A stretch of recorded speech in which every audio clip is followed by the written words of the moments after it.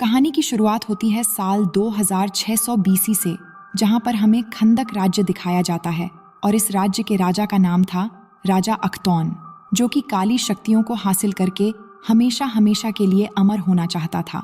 मगर इस शक्ति को हासिल करने के लिए पहले उसे एक ताज बनाना था और वो ताज एक दुर्लभ किस्म के धातु से बनता था जिसका नाम था इटर्नियम, और ये इटर्नियम सिर्फ खंदक में ही मिलता था।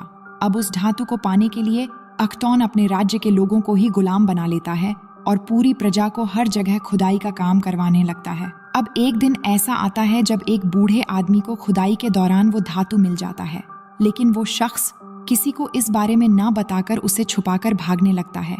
लेकिन खंदक के लोगों को इसके बारे में पता चल जाता है और देखते ही देखते उन लोगों के बीच लड़ाई शुरू हो जाती है। मगर तभी हुरुत नाम का एक लड़का आगे आता है और कहता है कि अगर ये पत्थर हम राजा को दे देते हैं तो हमें अब किसी की गुलामी नहीं करनी पड़ेगी। उसके बाद वो जाकर राजा के एक सिपाही को वो जादुई धातु दे देता है और कहता है कि इसके बदले हमें इनाम तो दो।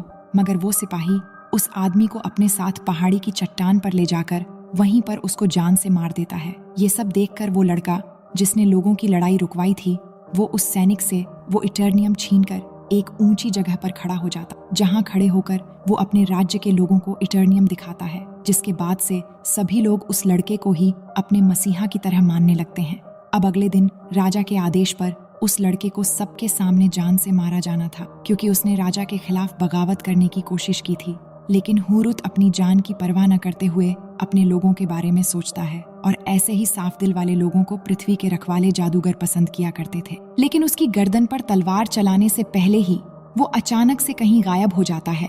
दरअसल जादूगरों को उस लड़के की खासियत और अच्छाई देखकर उसे वहां से गायब करके अपने पास बुला लिया था, क्योंकि उन्हें किसी ऐसे शख्स की तलाश थी जो बुराई के खिलाफ खड़ा हो सके। और इस लड़के की बुराई के खिलाफ बगावत को देखकर सभी जादूगरों के संगठन इस लड़के को शज़ाम शब्द का उच्चारण करके उसे प्राचीन देवताओं की शक्तियों से नवाज देते हैं, और इन्हीं शक्तियों के मदद से लड़के का नाम हो जाता है सुरमा, जो आगे जाकर ब्लैक एडम कहलाएगा।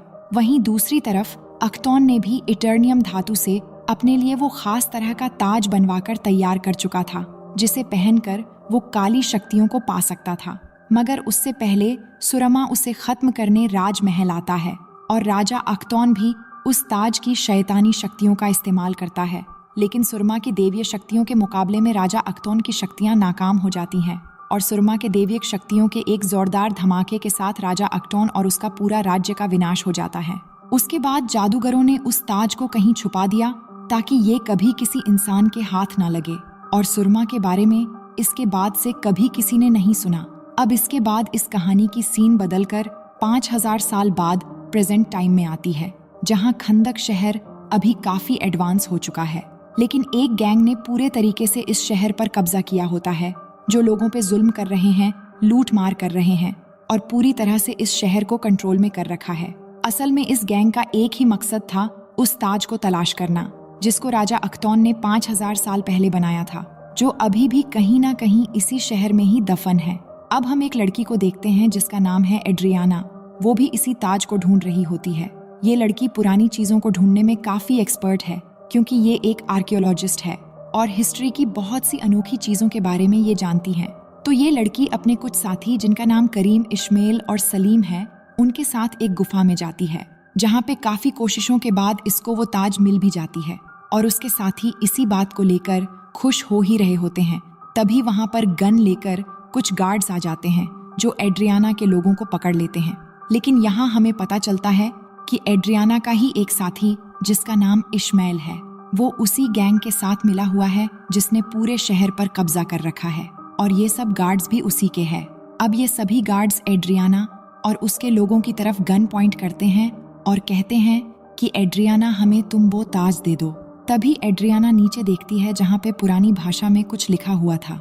वो इस भाषा को पढ़ते हुए जोर से बोल देती है शज़ैम, जिसके बोलते ही वहाँ पर ब्लैक एडम जाग जाता है, जिसको 5000 साल से आज तक किसी ने नहीं देखा। इसके बाद ब्लैक एडम वहाँ पर आए हुए सभी गार्ड्स को मारने लगता है और एक एक को उठाकर फेंकने लगता है, और इतना मारता है कि वहाँ पे कोई भी नहीं बच पाता।